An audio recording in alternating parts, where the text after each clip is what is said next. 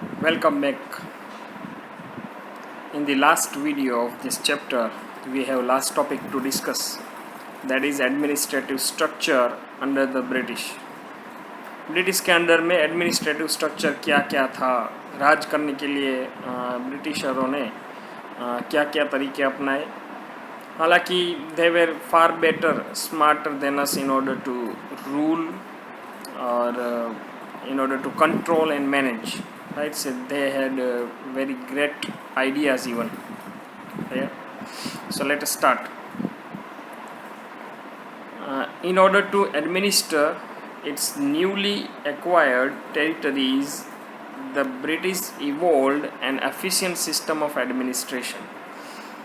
नई नई जीती हुई और एक्वायर की हुई टेरिटरीज़ को एडमिनिस्टर करने के लिए ब्रिटिशर्स ने एडमिनिस्ट्रेशन के एफिशिएंट सिस्टम का तरीका ढूंढा. एफिशिएंट माने कैपेबल, एफिशिएंट, उसमें कोई गुंजाइश नहीं गलती की, ऐसी अच्छी सिस्टम को उन्होंने डेवलप किया. The British territories were divided into 3 presidencies, as we discussed earlier in this same chapter also.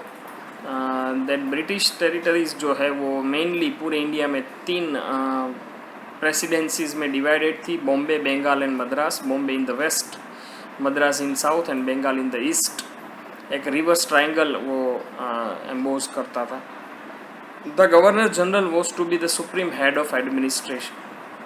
3 main presidencies जो कि पूरे इंडिया का कंट्रोलिंग करेगी, और वो तीनों प्रेसिडेंसीज का गवर्नर जनरल जो है, तीनों प्रेसिडेंसीज के लिए एक गवर्नर जनरल होगा. जैसे अभी हमारे पीएम है, वैसे कंपनी ने वैसा रखा था गवर्नर जनरल, जो तीनों का एडमिनिस्ट्रेशन का हेड होगा, राइट. ये उनकी एक अरेंजमेंट पॉलिसी थी. British Parliament passed various administrative acts such as the Regulating Act of 1773. वहाँ की पार्लियामेंट ने, क्योंकि फिर कुछ पार्लियामेंट ने भी कंट्रोल करके रखा था, तो वहाँ से एक्ट्स आते रहते थे, जैसे कि रेगुलेटिंग एक्ट ऑफ 1773, फिर the Pitt's India act 1784 and a series of charter acts. काफ़ी चार्टर एक्ट्स भी उन्होंने इम्प्लीमेंट्स किए to set up their administrative machineries, right. उनका एडमिनिस्ट्रेशन करने के लिए काफ़ी एक्ट्स उन्होंने लागू किए. Civil administration. The need to set up a civil administration arose when the EEIC started acquiring vast territories in India. Civil administration setup करने की नीड जो पैदा हुई, उसकी वजह से वो कब हुई, जब कंपनी ने ज़्यादा टेरिटरीज़ को, इंडिया में ज़्यादा टेरिटरीज़ को जीतना स्टार्ट किया और जीत लिया और एक्वायर कर लिया, कंट्रोल कर लिया. तो अब बड़ा काफ़ी हिस्सा कंपनी को संभालना था. तो जब बड़ा हिस्सा संभालना होता है तो काफ़ी दिक्कत वाला होता है, तो उनके लिए काफ़ी अरेंजमेंट करनी पड़ती है. Lord Cornwallis regarded as the father of Indian civil administration. Cornwallis जो था वो इंडियन सिविल एडमिनिस्ट्रेशन का फादर माना जाता था. उसने सेटअप किया इंडिपेंडेंट सिविल सर्विस सेटअप किया. He stop the practice of private trade, replace corrupt officials with well educated loyal civil servants whose salaries he raised. उसने किया कि प्राइवेट ट्रेड का पूरा प्रैक्टिस स्टॉप कर दिया और उसने करप्ट ऑफिशियल्स को रिप्लेस कर दिया, और उसके बदले में उसने हाईली एजुकेटेड लॉयल वफादार सिविल सर्वेंट्स को रखा और उसको ज़्यादा पैसे, ज़्यादा सैलरीज दिया. In 1800 in Calcutta Wellesley establish Fort William college to train civil servants in local languages and customs. 1800 Calcutta में वेलेस्ली जो था उसने फोर्ट विलियम कॉलेज एस्टेब्लिश किया, और उस कॉलेज में सिविल सर्वेंट्स को ट्रेन किए जाते थे लोकल लैंग्वेजेस में और लोकल कस्टम्स में भी, ताकि लोग अट्रैक्ट हो ब्रिटिश एजुकेशन लेने में. In 1806, a similar college, the Haileybury College, was established in England. England में भी एस्टेब्लिश किया गया हेलीबरी कॉलेज, और ये कलकत्ता में एस्टेब्लिश करने का मकसद ये था कि उसमें से लोग ट्रेन होके फिर ब्रिटिशर्स को एडमिनिस्ट्रेशन में काम आ सके. From 1853, all recruits had to pass a competitive exam in order to qualify for the civil services. 1853 से सारे रिक्रूट्स को एक कॉम्पिटिटिव एग्ज़ाम पास करनी होती थी अगर सिविल सर्विस में जाना था तो. The ICS act of 1861 establish the Indian civil service. ICS act निकाला ब्रिटिश की पार्लियामेंट ने जो इंडियन सिविल सर्विस एस्टाब्लिश करता था.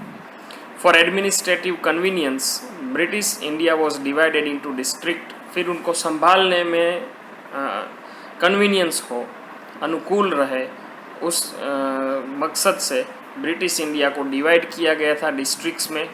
इन each district there was a collector. हर एक डिस्ट्रिक्ट में कलेक्टर था. टू कलेक्ट रेवेन्यू, वो रेवेन्यू या टैक्स कलेक्ट करता था. A magistrate to maintain law and order. एक मैजिस्ट्रेट था जो आज भी इंडिया में वो सिस्टम है जो लॉ एंड ऑर्डर संभालता था. एंड अ जज टू एडमिनिस्टर जस्टिस. और न्याय देने का काम जज का था. एक इन्फॉर्मेशन है कि 1863 में सत्येंद्रनाथ टैगोर, जो रविंद्रनाथ टैगोर के बड़े भैया थे, उसने वो फर्स्ट इंडियन बने ICS एग्ज़ाम सक्सेसफुली क्वालिफाई करने के लिए. राइट.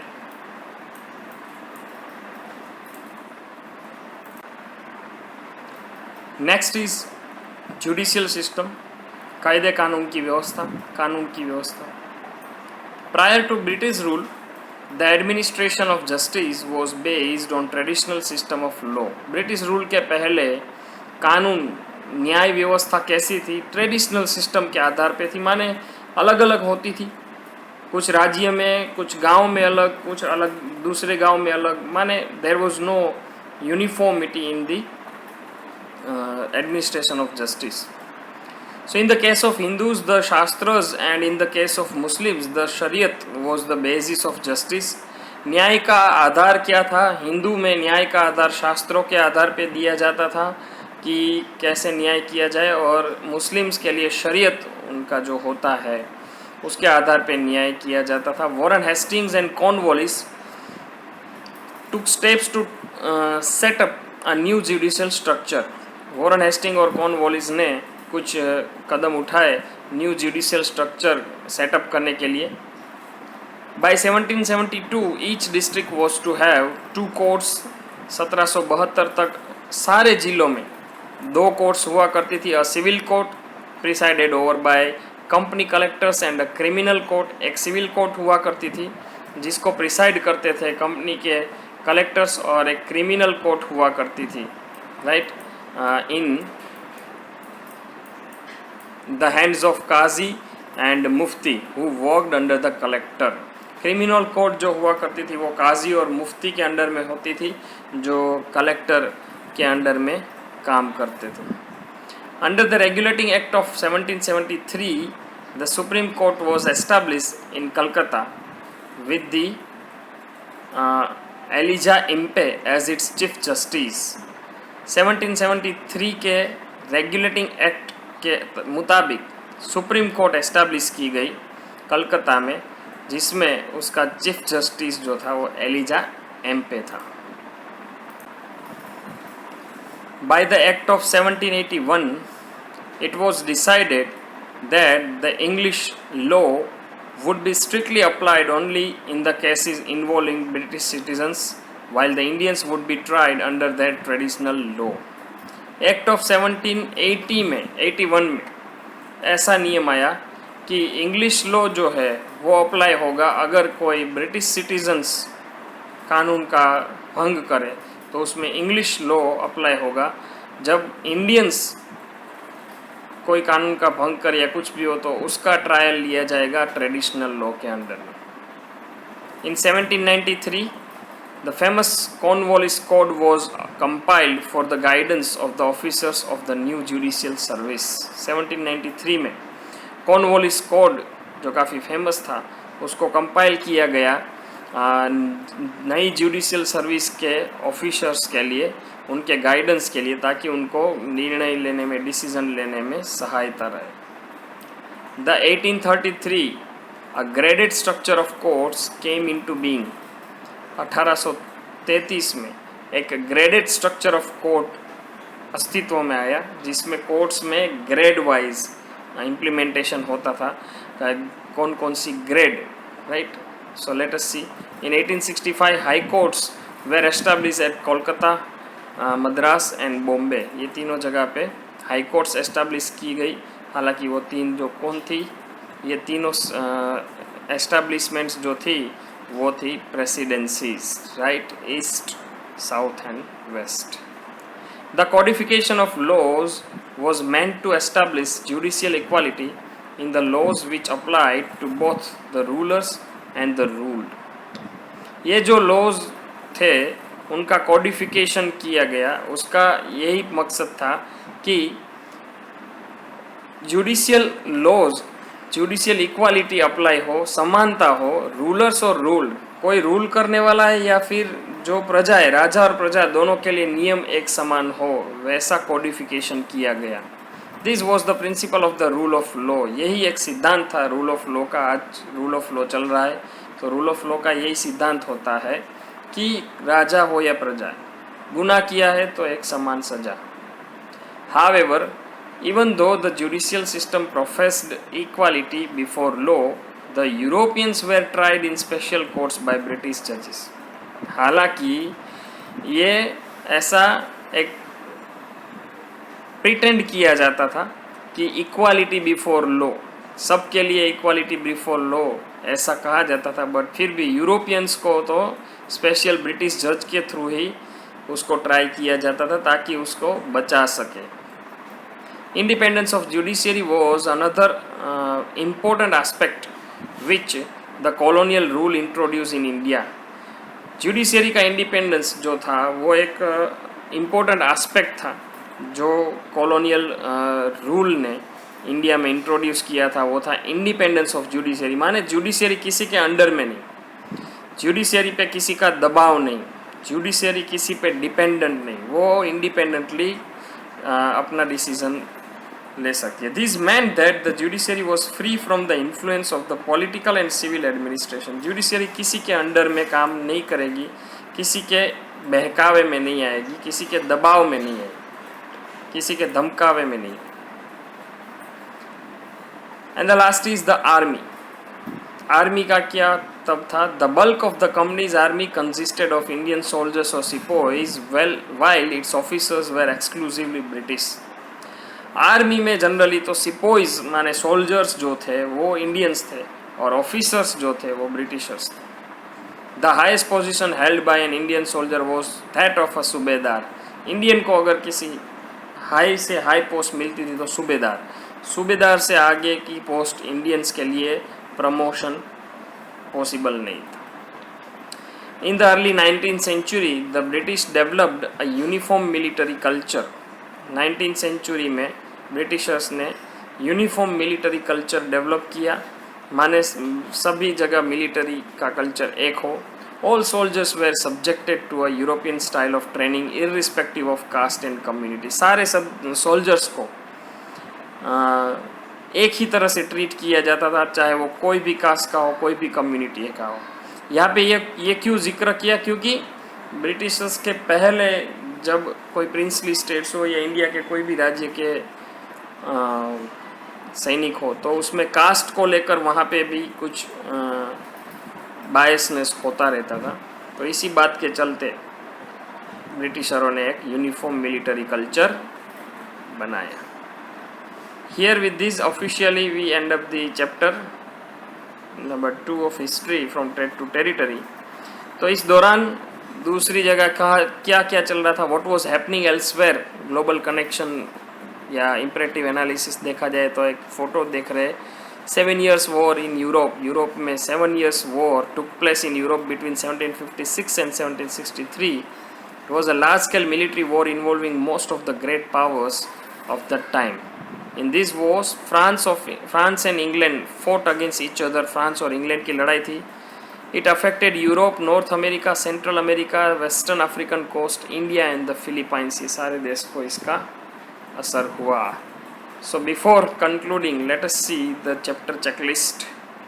15th सेंचुरी में ट्रेड रूट्स एशिया और यूरोप में ज़्यादातर ब्लॉक हो गए थे यूरोपियन ट्रेडर्स के लिए ज़मीनी मार्ग. तब फिर ओटोमन एम्पायर और तुर्की की डिस्टर्बेंस की वजह से वास्को डी गामा ने डिस्कवर किया लॉन्ग सी रूट 1498 में. फिर यूरोपियन पावर्स को इन्फ्लुएंस किया मर्केंटिलिज्म ने ब्रिटिश को और ब्रिटिश डच और पोर्टुगीज़ को एंड फ्रेंच को कि वो इंडिया में एस्टैब्लिश करें अपने ट्रेडिंग सेंटर्स. कर्नाटिक वॉर्स के बाद ब्रिटिश जो है वो इंडिया में एक सुप्रीम यूरोपियन पावर के तौर पे उभर आया और कंपनी की बैटल ऑफ प्लासी की विक्ट्री से कंपनी जो है वो उसका इंडिया में एक स्ट्रॉन्ग फुट होल्ड आया नज़र. क्लाइव ने बंगाल में dual government dyarchy of government introduce किया राइट, जिसमें कंपनी की कोई रिस्पॉन्सिबिलिटी नहीं थी लेकिन पावर था, और लोकल जो नवाब था उसका पावर कुछ भी नहीं था लेकिन रिस्पॉन्सिबिलिटी काफ़ी था. वेलेस्ली ने सब्सिडियरी अलायंस एनेबल करके ब्रिटिश जो थे उनको काफ़ी इंडियन स्टेट्स को कवर कर लिया. और 1772 तक जस्टिस का एक नया सिस्टम एस्टैब्लिश कर दिया गया. हाई कोर्ट्स एस्टैब्लिश किया कलकत्ता, मद्रास और बॉम्बे में 1865 में. एंड कंपनी ने आर्मी बनाई जिसमें मेनली इंडियन सोल्जर्स थे और ऑफिसर्स जो थे वो ब्रिटिश थे. So in the next video will go with the exercise of workbook. Okay, so be ready for that. Thank you. And in this chapter I hope you all had gone very well with me. Still if you find any doubt, please do contact me or message me for your doubt, right? Till then we'll see again in the next video of workbook answer key explanation. Jai Hind.